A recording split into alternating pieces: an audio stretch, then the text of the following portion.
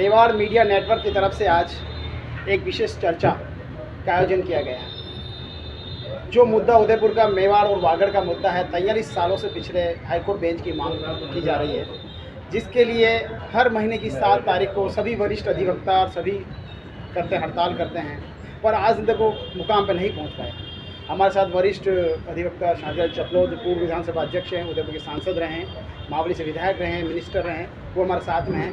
हमारे साथ एक्स बार प्रेसिडेंट रामकृपाल जी शर्मा हैं, अशोक जी सिंह भी हैं, दिनेश जी गुप्ता हैं, जगदीश जी शर्मा हैं, राकेश जी मोगरा जी भी हमें ज्वाइन किया, अभी बता रहे हैं।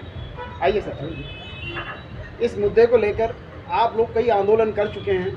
मैंने भी कई बार देखा है, कई बार जब वकील लोग हड़ताल करते हैं कलेक्टर के सामने तो उस पर चढ़ जाते हैं गेट के ऊपर, पर आज तक इसका कोई हल नहीं निकल पाया है। हर 7 तारीख को आप हड़ताल करते हैं सर, तो ये मैं आपसे ये सबसे पहला प्रश्न आपसे ही है सर, इसका अंत कैसे होगा? ये पूछे मैं आपसे पूछ रहा हूँ सर, जब आप सबसे पहले मैं आपसे इसका अंत भी होगा।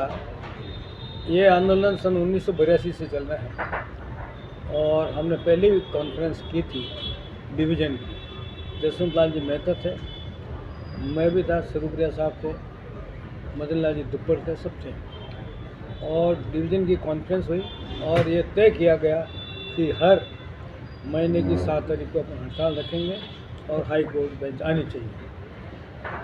उसका बराबर तब से आज तक ऐसा मुझे पता नहीं, पर इस देश में ऐसा कोई आंदोलन नहीं जो 42 साल से चल रहा। 1991 में तत्कालीन मुख्यमंत्री भैरव सिंह जी साहब शेखावत ने कहा कि अपन सर्किट बेंच बना सकते हैं। उन्होंने कहा कि ऐसा करो, दिनकर लाल जी मेहता तत्कालीन जज थे हाई कोर्ट में, डूंगरपुर बांसवाड़ा के साइड के, बांसवाड़ा के, हरदेव जी जोशी के भी अच्छे थे, वो एसटीडी की सुविधा भी नहीं थी, इसलिए उनसे बात नहीं हुई।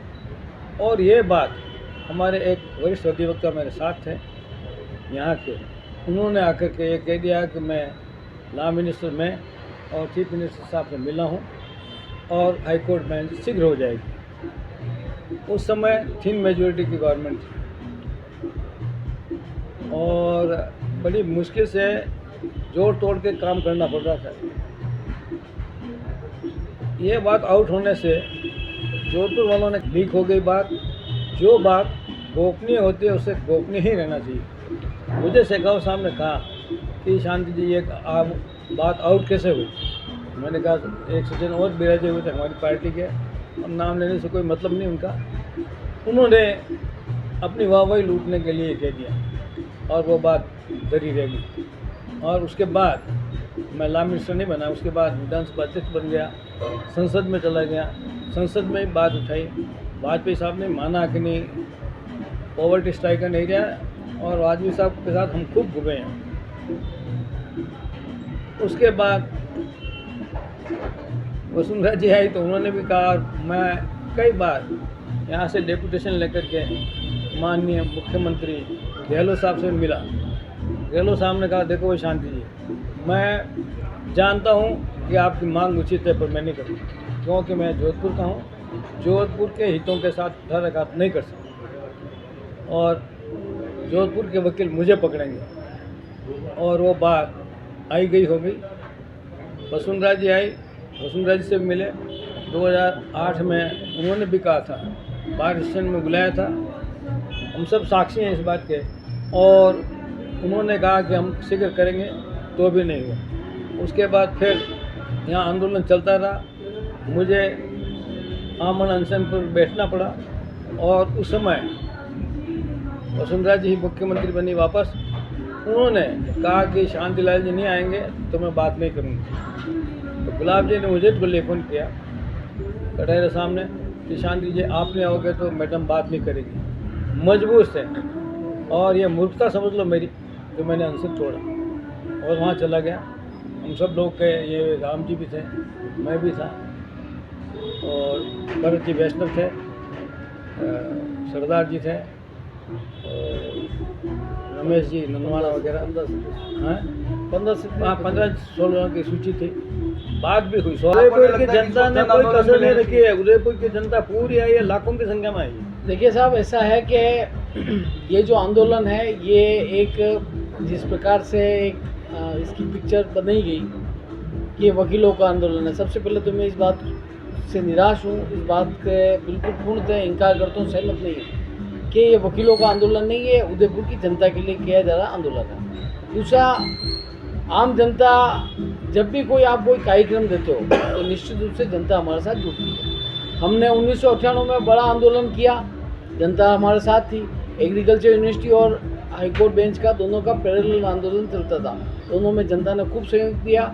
भाग्यवश एग्रीकल्चर यूनिवर्सिटी की स्थापना हो गई और वहाँ हाईकोर्ट बेंच का आंदोलन, जैसा शांतिलाल जी वैसा ने बताया, किसी कारणवश वो हमारी भूलवश वो चूक गए। उसके बाद में सौभाग्य से मुझे 2018 में इस बार का नेतृत्व करने का अवसर मिला।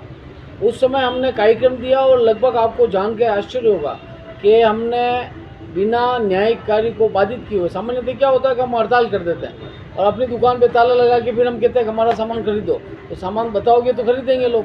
तो हमने उसमें नया प्रयोग किया, हमने कहा हम किसी प्रकार की हड़ताल नहीं करेंगे, हमारे सभी भाई लोग जो एडवोकेट्स हैं वो अपना अपना काम करें और चरणबद्ध तरीके से उसमें से 50 लोग, 25 लोग, 30 लोग ऐसे आगे क्रमशः क्रमिक अनशन का हमने कार्यक्रम दिया। उस कार्यक्रम में लगभग 2-2.5 महीने तक लगातार, और आपको बहुत सुनकर आश्चर्य होगा कि एक छोटा जो ठेले वाला व्यक्ति है उस व्यवसाय से लेकर और समाज के एलिट क्लास के लोग जो फ्री क्लब के मेंबर्स थे, वो रोटरी क्लब वाले, यूनिवर्सिटी के प्रोफेसर्स, विश्वविद्यालय के पूर्व अध्यक्ष, विश्वविद्यालय के वाइस चांसलर्स, इस कैडर के लोगों ने भी उस आंदोलन को वहाँ आके हमारा समर्थन व्यक्त किया कि आप जो भी करोगे उदयपुर के हित में वो हमारा, हम उसमें साथ देंगे। बीच में हमने 2-3 बार उदयपुर संभाग बंद करने का आह्वान किया, लोगों ने उसको खुलकर समर्थन दिया। और लेकिन बाद में जैसा भाई साहब ने निवेदन किया कि भाई साहब आम अनशन पे बैठे थे और वहाँ से सरकार का मैसेज आया, क्योंकि सरकार से लोकतंत्र में संवाद के बिना किसी भी चीज़ की परिणति नहीं हो सकती। तो हमारा ये विषय था कि सरकार से हम संवाद करेंगे, संवाद के माध्यम से बैठेगा मामला। तो इधर से उनकी क्योंकि शर्त थी कि आमरण अनशन को समाप्त करके आप वहाँ आइए, हमसे बात कीजिए। हम बात करने के लिए गए, उन्होंने कहा कि 6 सदस्यीय प्रतिनिधिमंडल हम एक टीम बना लेते हैं जो आपके फैक्ट्स की जांच करेगा, फैक्ट्स की जांच करने के बाद में जो निर्णय होगा हम करेंगे। लेकिन दुर्भाग्यवश वो सरकार चली गई, वापस जो सरकार आई वो विरोधी थी।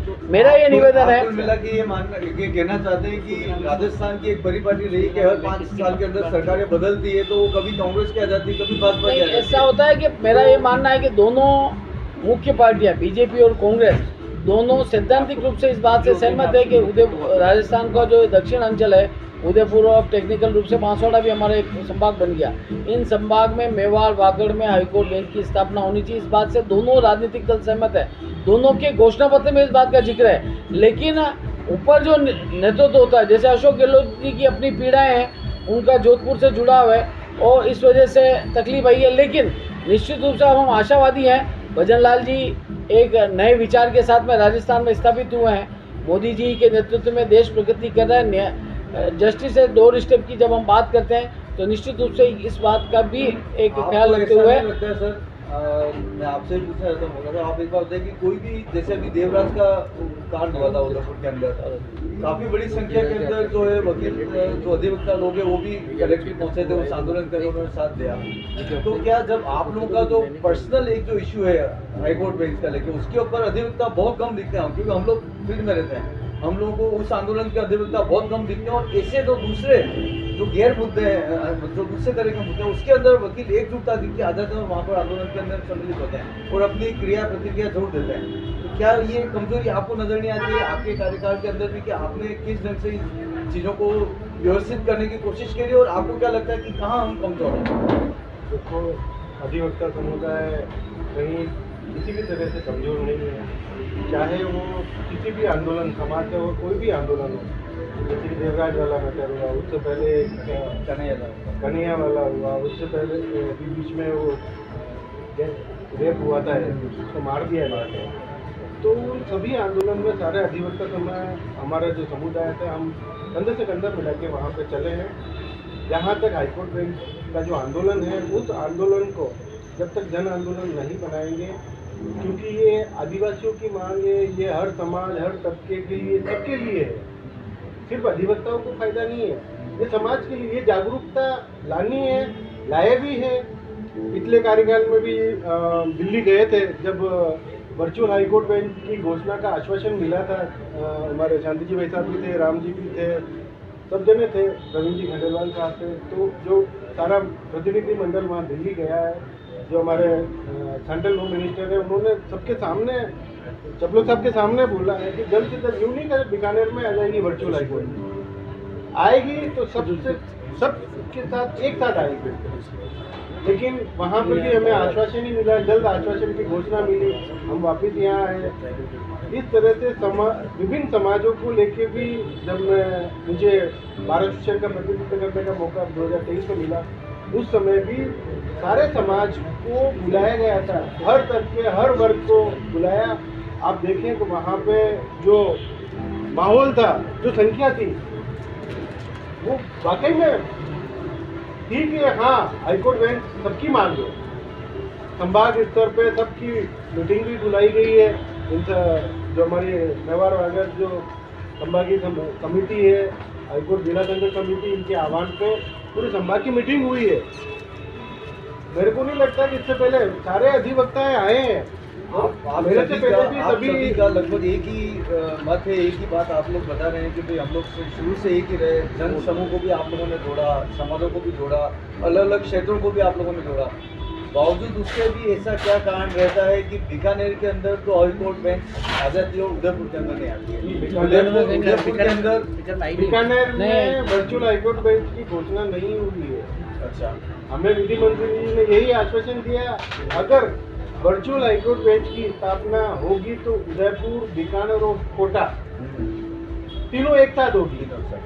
यूं नहीं बीकानेर में हो गई, उदयपुर में नहीं हुई, तो वहाँ बीकानेर में नहीं हुई। मेवाड़ का एक बड़ा चेहरा गुलाबचंद कटारिया, जो विपक्ष में भी रह चुके हैं, गृह मंत्री भी रह चुके हैं, उन्होंने कई बार वादे भी किए थे कि भाई हाई कोर्ट बेंच को लेकर मैं सबसे आगे रहूंगा, मैं लेके आऊंगा। तो क्या उनके वादे सही थे क्या अभी तक? उन्होंने तो अपनी तरफ से प्रयत्न किए ही हैं, ऐसी बात नहीं है। गुलाब जी उनको नकारा जब नहीं जा गृह सकता। मंत्री थे उनके कार्यकाल में, तब उन्होंने काफी बार उन्होंने काफ़ी कोशिश कर ली है, कोशिश में उनकी भी कोई कमी नहीं है, कोशिश में महाराष्ट्र की कोई कमी नहीं है, जनता की भी कोई कमी नहीं है। कमी है तो ऊपर के नेतृत्व में है, जो दिल्ली में बैठा हुआ है या राजस्थान के ऊपरी भाग में चीफ ऐसा मिनिस्टर कौन वगैरह सा ये नेता, है, ये ऐसा लोग कौन नहीं कर सा रहे। भारत नहीं, शिक्षक पर उन्होंने अध्यक्ष वादे किए थे जो आपसे। इस चीज वादे को किए हिला- थे। ऊपर केंद्रीय नेतृत्व को हिला सकता है।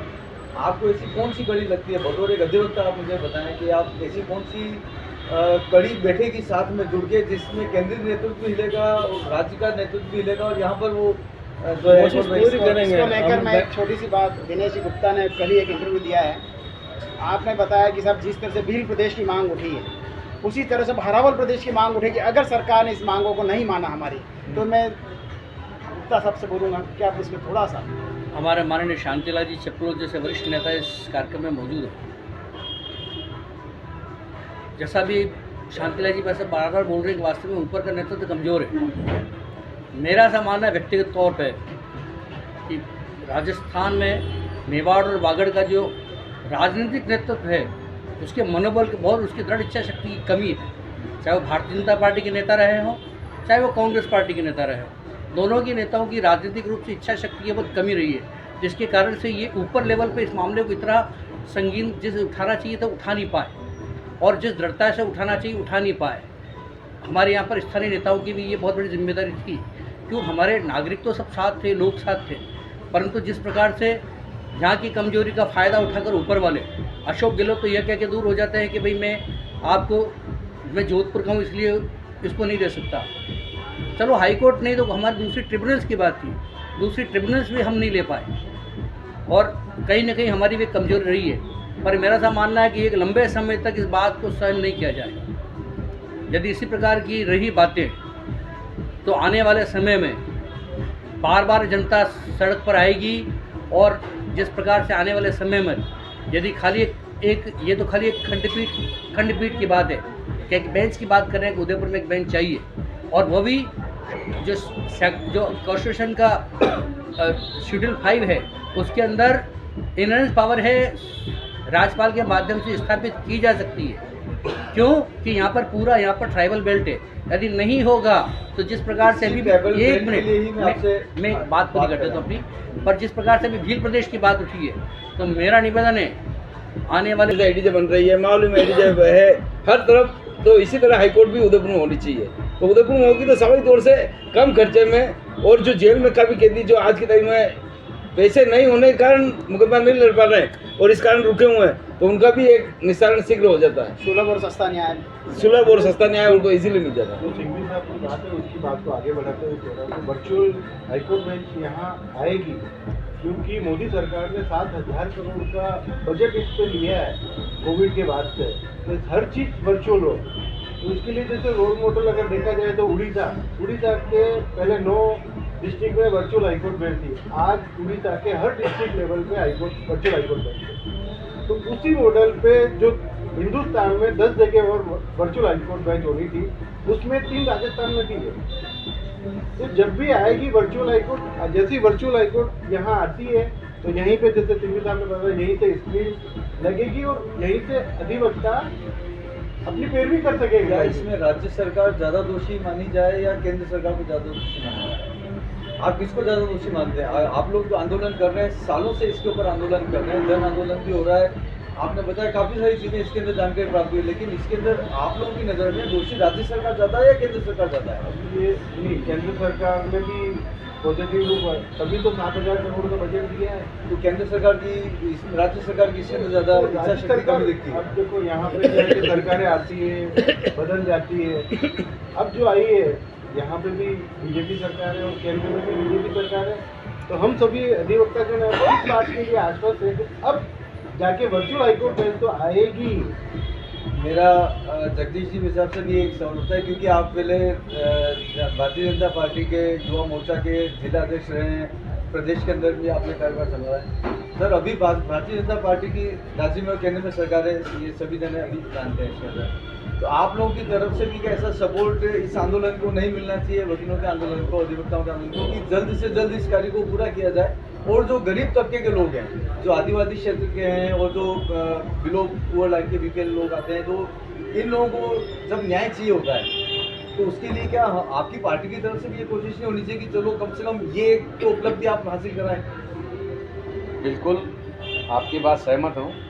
हमें 2 मुद्दों पर हम हर समय हम चुनाव में जाते हैं, चुनाव लड़ते हैं। एक मानसी बाकी योजना थी और दूसरा ही हाईकोर्ट बेंच, उसका हम चरणबद्ध काम पूरा हो चुका है। निश्चित रूप से उदयपुर के जो जिले यहाँ से हम देखते हैं लबालब है, एक कारण रहा है, और कुछ हाईकोर्ट बेंच वाला जिस प्रकार सरकारें बदलती है, ये बात जैसे अधिकतर होने हमारे शांतिलाल जी के साथ भी कह रहे हैं, आने वाले समय में जितने छोटे राज्य होंगे निश्चित रूप से कुछ खामियां नहीं भुगतना पड़ता है, कुछ अच्छे काम में और एक बुरे काम इसमें ज़्यादा होते हैं। ये वस्तु परिस्थिति बनती है, और जो सरकार एक जनगणना के आधार पर, जनसंख्या के आधार पर और विकास जहाँ कैसे हो सकता है और कैसे उसकी रेवेन्यू है वो आधार मानकर ये जो प्रदेश की बनाते हैं उस आधार बनता है। अगर जहाँ कहीं कोई ऐसा व्यवस्था बनेगी तो ये एक ही राज्य से नहीं टूटेंगे, आसपास के राज्यों से भी इसका समावेश करके अगर जो सरकार की मंशा होगी या जो अच्छा प्रस्ताव होगा जिस प्रदेश का भला होगा, आपका जो वो काम प्रश्न है करेंगे। जगदीश जी की बात का समर्थन करते हुए मैं एक बात निवेदन कर दूं कि जिस प्रकार का इस आज़ादी के बाद में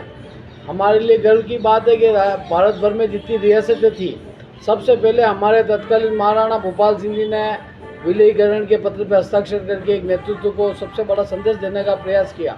मेवाड़ ने सबसे आगे एग्रेसिव रह के इस काम को सहमति दी, लेकिन जो हमको मिलना चाहिए था, निश्चित रूप से हमारा कहीं ना कहीं हमारा नेतृत्व कमज़ोर हुआ, उसकी वजह से हम यहाँ से पिछड़े हैं। राजस्थान में आपको आश्चर्य होगा कि राजस्थान की आज़ादी के बाद जितनी सरकारें बनी उसमें हाईएस्ट टाइम राजस्थान में मुख्यमंत्री हमारे दक्षिण अंचल के लोगों ने दिए, मतलब मेवाड़ के लोगों से हुआ। लेकिन उसके बाद में हम लगभग 40% रेवेन्यू राजस्थान के बजट में मेवाड़ देता है और रिटर्न में हमको 3% 4% पैसा मिलता है। तो हमको हमारे नेतृत्व को इसके बारे में विचार करने की आवश्यकता है। हमेशा नाक ऊंची रखी है राजस्थान के अंदर, हर क्षेत्र के अंदर, चाहे राजनीति में ले लो चाहे किसी के अंदर, मेवाड़ हमेशा आगे रहा है। बट इस हाईकोर्ट बेंच यहाँ नहीं होने की वजह से जो अभी प्रकरण हुआ है मेवाड़ के ही इसी राज्य घराने को लेके, क्या आपको नहीं लगता है कि ये अगर यहाँ पे हाईकोर्ट बेंच होती तो ये मसला तुरंत निपट जाता? इतना लंबा नहीं खींचता, इससे काफ़ी लोगों को आहत हुआ है, मेवाड़ को इतनी शर्मिंदगी उठानी पड़ी है सही है। इन दो परिवारों को लेकर। 42 सालों में जो हुआ आपको उसकी एक अच्छी डॉक्यूमेंट्री बनाई है आपके और छोटे उस जितना डॉक्यूमेंट्री देखो का सर, पावर मैं पॉइंट आपको- प्रेजेंटेशन हम वहाँ जितना- करेंगे। जितना चिंता आप लोगों को हाईकोर्ट बेंच को लेकर नहीं है, इस मुद्दे को हम ही लोग आगे उठा रहे हैं, इसलिए आज ये चर्चा नहीं, आपका स्वागत है ना सर, आप उठा रहे हो उसका मैं निवेदन दूसरा करना चाहता हूँ। मैं आप पे हमारे को सर ईमानदारी से बताता हूँ मैं आपको, हमारी पीड़ा जो है वो गरीब तबके को लेके है। बराबर। जो हम जब भी कोर्ट के अंदर आते हैं वहाँ पे हम देखते हैं सही गाँव बात। के परिवार लोग वहाँ पे कम से बिल्कुल कम सही आप बात। देखिएगा 1000 से 1500 पब्लिक रोज आपको कोर्ट के अंदर गरीब तबके के लोग बिल्कुल मिलेंगे। वो वहाँ पे गांव में किस दशा से आते हैं, रोजाना गांव में 5 जमीन से 4 हजार लोग आते हैं बट उनको न्याय नहीं मिलता है। ये पीड़ा हमारी, उनकी जो पीड़ा है हमारे माध्यम से आपके सामने सर मैं हम यही आपसे निवेदन कर रहे देखिए ना, हैं हम कि ये मीडिया चाहते हैं मीडिया कि लोकतंत्र आप का आगे तक ले जाएं। हम ले जाते हैं आप मीडिया के माध्यम से- अभी की ये जो न्यूज़ मीडिया चलेगी- सर मेरा ये निवेदन आज ये है, आंदोलन मीडिया है जो कि आपका कोशिश चौथा चल स्तंभ रहा है वो हम ये चाह रहे हैं कि आप हमारे समाचारों को प्रमुखता से दिखाते हैं, इसलिए आपका बहुत साधुवाद। 1 मिनट में ही बात कंप्लीट कर लूँगा, लेकिन हम आपसे ये फेवर चाहते हैं कि आप 1982 से लेकर आज दिन तक जो आंदोलन चला उसकी एक अच्छी कोई डॉक्यूमेंट्री बनाए, क्योंकि आप लोगों के पास में उस काम को करने का विजन है। हम जो जिस फील्ड में काम करता है उसके उसका ब्रॉड विजन होता है। आप 1 मिनट में कंप्लीट कर लूँ सर, आप उसको एक अच्छी डॉक्यूमेंट्री बनाएं। उस डॉक्यूमेंट्री में कुछ गरीब तबके के जो लोग हैं जिनको न्याय नहीं मिला, जो लंबे समय से हाईकोर्ट नहीं होने की वजह से पीड़ित है, जो दुखी हैं, व्यथित हैं, इनको न्याय नहीं मिल रहा है, उनके कुछ इंटरव्यूज़ कीजिए। तो ऐसा होगा, उससे क्या होगा कि ये पूरा आंदोलन जो है ना, वो जो एक शुरू से गलतफहमी क्रिएट की कि वकीलों का आंदोलन है, उससे बाहर निकल के समाज का आंदोलन है, उसके रूप में आपका कर लो। सुझाव बहुत अच्छा है, इसको हम जरूर करेंगे और 100% हम इस पे डॉक्यूमेंट्री थोड़े दिनों में शुरू एक करेंगे। आप लोग का भी एक सहयोग बात लेंगे। मैं और कहना बट चाहता मेरा हूँ। भी एक सुझाव है सर कि जब भी आप लोग जैसे हर महीने की 7 तारीख को आप लोग इसका एक दिन आप लोगों ने चुन रखा, उस दिन आप लोग काम नहीं करते हैं, 7 तारीख को आप लोग भी मीडिया को वहाँ पर बुलाइए ताकि बिल्कुल। आपका जो आंदोलन है ठीक बात। उसका और कवरेज भी है। बकायदा कि जो पार्टी जैसे भारतीय जनता पार्टी, कांग्रेस, जो भी साथ में जुड़ रहे हैं उन लोगों को भी आप आमंत्रित करें और हम लोग को भी बुलाइए आप, ठीक बात। ताकि बुलाएंगे। हम उसका कवरेज करें और कवरेज को बड़े ये लेवल पर 13 प्रसारित तारीख का करें। चुनाव हो जाएगा, उसके बाद ऐसे ही करना अपनी तरफ से रिक्वेस्ट कर सकते हैं जो भी बनेगा। एक बात और बता दूं मैं आपको, पहले यहाँ हाईकोर्ट थी और देशी रियासतों का मर्जर हुआ तब ये हाईकोर्ट वहाँ चली गई। 50-51 तक थी और पहले चीफ जस्टिस तो राणावत साहब थे, जवान सिंह जी काकरवा के, सनवाड़ के पहले चीफ जस्टिस हाईकोर्ट के वो थे। चलिए तो अब आप लोग पधारे यहाँ पर, इसका बहुत ही अच्छा लगा आप लोग से चर्चा करके। अब मैं चाहता हूँ कि फाइनल कमेंट में आप जरा कुछ बताना चाहें, इस पर और रोशनी डालना चाहें कि भविष्य में ऐसा क्या भविष्य जो है में युवा पूरी पीढ़ी कोशिश करे करेंगे। जिससे- और पुअरली स्ट्राइकर एरिया है, बहुत ही गरीब लोग हैं यहाँ और उसके लिए संघर्ष करना हमारा कर्तव्य, नैतिक दायित्व है हमारा। हम पढ़े लिखे हैं और जो लोग नहीं पढ़ पाए हैं उनकी मदद करना हमारा फर्ज है, हमारा कर्तव्य है और उसके लिए हम कभी पीछे नहीं रहेंगे। भाई आज 82 से जो आंदोलन चल रहा है गरीब तबकों, ये इसी चीज को सबसे देखते पहले हुए किया। उनमें 82 से जो आंदोलन चल रहा है वो आज जो तक चल रहा है, 82 ताकि में किसी भी जिन्होंने तरह से